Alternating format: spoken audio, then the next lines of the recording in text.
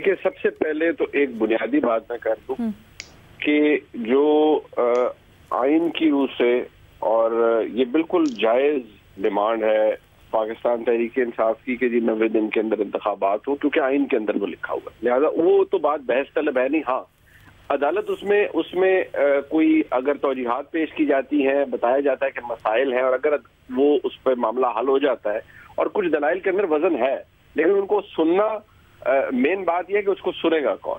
तो दलाइल के अंदर कुछ वजन है, लेकिन अदालत के ऊपर है, अगर अदालत उससे डिसाइड करना चाहे तो कर सकती है। इशू ये नहीं है कि जी 90 दिन के अंदर इंतखाबात के ऊपर कोई डिवीजन है। मेरा नहीं ख्याल कि कोई भी ज़ी-शऊर आदमी इस पर कोई ये कह सकता है कि नहीं आइन में लिखा हुआ लेकिन फिर भी नहीं मानना। ठीक है, कुछ लोगों के आर्ग्यूमेंट्स मुख्तलिफ हो सकते हैं। मैं ये समझता हूँ कि सबसे बड़ा इशू ये है कि आपके मुल्क का इंसाफ देने वाला सबसे बड़ा इदारा इस वक्त बदतरीन इंतशार का शिकार है, और उसकी वजह बहुत माजरत और अदब के साथ वो फैलाया हुआ गंद है जिसका आगाज 2016 में, और एक साइड उसकी वो थी जो कि पाकिस्तान की मिलिट्री एस्टैब्लिशमेंट की थी, जो कि काफी हद तक घर जा चुकी है, खत्म हो चुकी है। उसका एक और चैप्टर था जिसको मिलिट्री एस्टैब्लिशमेंट ने इस्तेमाल किया और एक स्टॉक पाइल क्रिएट किया अदलिया के अंदर। वो मौजूद था, काफी हद तक मौजूद रहा, लेकिन उसका इम्प्रिंट अभी भी मौजूद है। वो फैन क्लब भी कहलाता है। अब मसला ये है कि अगर इज्जत माब चीफ जस्टिस साहब आज वो, मेरे लिए भी बड़ा हार्टनिंग है कि वो जस्टिस मिजाज नकवी साहब के हवाले से फरमा रहे थे कि मैंने उनको बेंच में रख के किसी को मैसेज दिया। हुजूर वाला, ये मैसेज आपने किसको दिया? आपने क्या ये मैसेज पाकिस्तान की मिलिट्री एस्टैब्लिशमेंट को दिया है, या आपने ये मैसेज पीडीएम की हुकूमत को दिया है? सबको पता है कि ऑडियो टैपिंग कहाँ होती है और ऑडियो टैप्स किसके पास अवेलेबल होते हैं।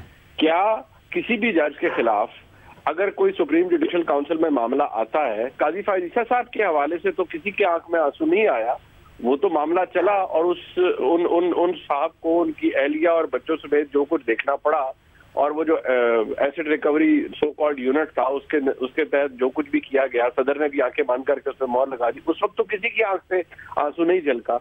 आज झलक उठा है। वहां तो कोई ऑडियो एविडेंस नहीं थी, चले एडमिसिबिलिटी की बात छोड़ दें, वहां तो कोई किसी मुबैना ट्रक का जिक्र नहीं था। यहाँ तो है। वहां पर तो 5-5, 6-6 रेफरेंसेस नहीं थे, यहाँ पर तो है। क्या किसी के कान पर जू रहेंगी? चले उस बात को भी छोड़ दीजिए। अब मुझे सिर्फ इतना बता दीजिए कि आपके अपने, जिन्हें कहा जाता है अदलिया में ना, जो सुप्रीम कोर्ट और हाई कोर्ट में बैठते हैं, उन्हें कहते हैं ब्रदर जजेस, माय लर्नड ब्रदर जज। जज एक दूसरे को एड्रेस भी ऐसे करते हैं, बड़ी शुस्ता जुबान में, बड़ी जबरदस्त जुबान में। क्या आप अपने ब्रदर जजेस को इस काबिल नहीं समझते कि आप उन सबको बिठाएं, और अगर वो 15, 13, 17 जितने भी हैं इस वक्त, अगर वो ये फैसला कर देते हैं तो कोई शख्स भी, मैंने तो बुनियादी बात की ना कि 90 दिन में ठीक है कराना जरूरी है, लेकिन कोई शख्स भी फिर ये नहीं कहेगा, ना कोई हुकूमत कह सकती है कि जी ये फैसला दुरुस्त नहीं है, इसमें तो बायस का आंसर झलकता है। भाई वो कलेक्टिव विजडम होगी पूरी सुप्रीम कोर्ट की।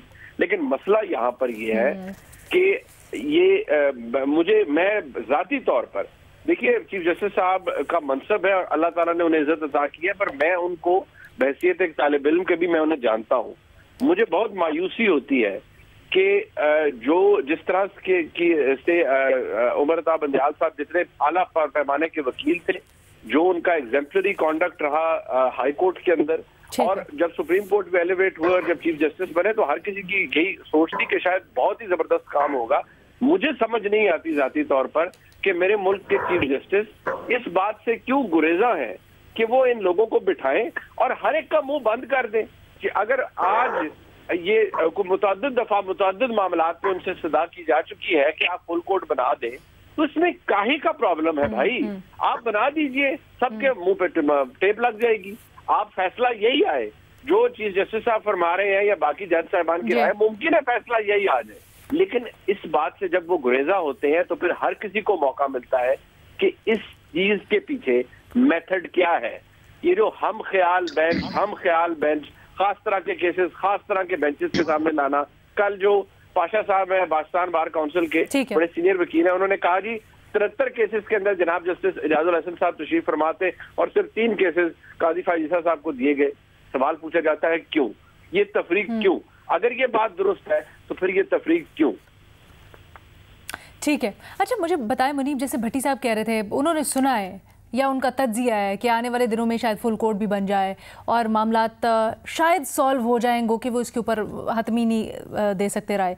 आप किस तरह से देखते हैं इसको अनफोल्ड होता हुआ? मैं इस बारे में क्या कह सकता हूँ, अगर कोई सियासी मामलात होते या कोई हुकूमतों के होते तो फिर तो इसके ऊपर एक बड़ी फिट मिसाल बैठती है, लेकिन वो शायद यहाँ पर कंटेम्पचुअस हो जाएगी, लिहाजा मैं वो नहीं कहूंगा। चले आप ओवरऑल सिस्टम के ऊपर कह दें, क्योंकि सियासतदानों का भी इस वक्त यही हाल है ना अनफॉर्चुनेटली। बैठ तो मिल के जाना चाहिए था इनको, लेकिन अभी तक वो भी कुछ नहीं हो रहा। बैठ जाना चाहिए था, नहीं बैठ रहे, बैठेंगे तो ये नहीं। लेकिन अब मामला सियासी मामला सुप्रीम कोर्ट के अंदर है। अब सिर्फ इशू ये है कि अगर इज्जत माब चीफ जस्टिस साहब ये समझते हैं इतना सब कुछ हो जाने के बाद कि जी अब वो मखौल भट्टी साहब से कोई मुशावरत हो रही है, पता नहीं ये मुशावरत पहले हो जाती है अब तक हो जानी चाहिए थी। लेकिन इशू यहाँ पर ये है कि तमाम मौजूद जज साहिबान एक जगह बैठ नहीं सकते और उनकी सरबराही कर रहे हैं चीफ जस्टिस साहब।